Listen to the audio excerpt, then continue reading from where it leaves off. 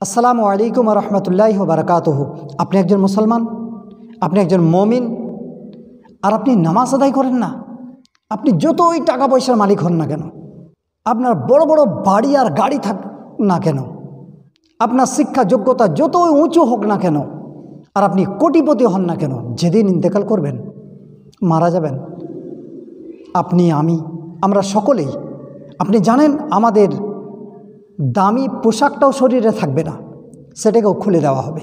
টাকা পয়সা, বাড়ি গাড়ি দৌলত ওগুলো তো ছাড়েন, আপনার শরীরে যে কাপড়টা আপনি দুনিয়াতে পরতেন সেটাকে রাখা হবে না।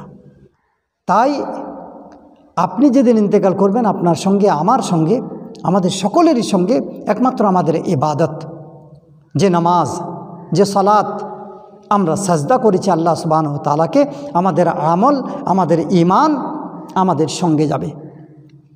আল্লাহ সুবহানাহু ওয়া তাআলা পবিত্র কোরআনুল মাজিদে সূরা বাকারা 43 নম্বর আয়াতে বলেছেন, আকিমুস সালাহ ওয়াতুজ যাকাহ ওয়ারকাউ মা'আর রাকিঈন, তোমরা নামাজ কায়েম করো, যাকাত দান করো এবং রুকুকারীদের সঙ্গে রুকু করো। আল্লাহ সুবহানাহু ওয়া তাআলা পবিত্র কোরআনুল মাজিদে সূরা নিসার 103 নম্বর আয়াতে বলেছেন, ইন্নাস সালাতা কানাত আলাল মুমিনিনা কিতাবাম মাওকুতা, নিশ্চয় নামাজ প্রত্যেক মুসলমানের উপরে ফরজ, নির্ধারিত সময়ে। তাই আজ থেকে তওবা করে আল্লাহ সুবহানাহু ওয়া তাআলার দরবারে দাঁড়িয়ে যান।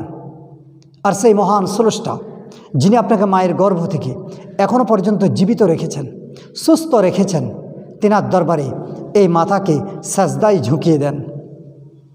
তাই আজ থেকে নামাজ পড়তে লাগেন। একমাত্র নামাজ ইবাদত, যা হাসরের মাঠে প্রথম প্রশ্ন করা হবে, তুমি কি নামাজ আদায় করেছো?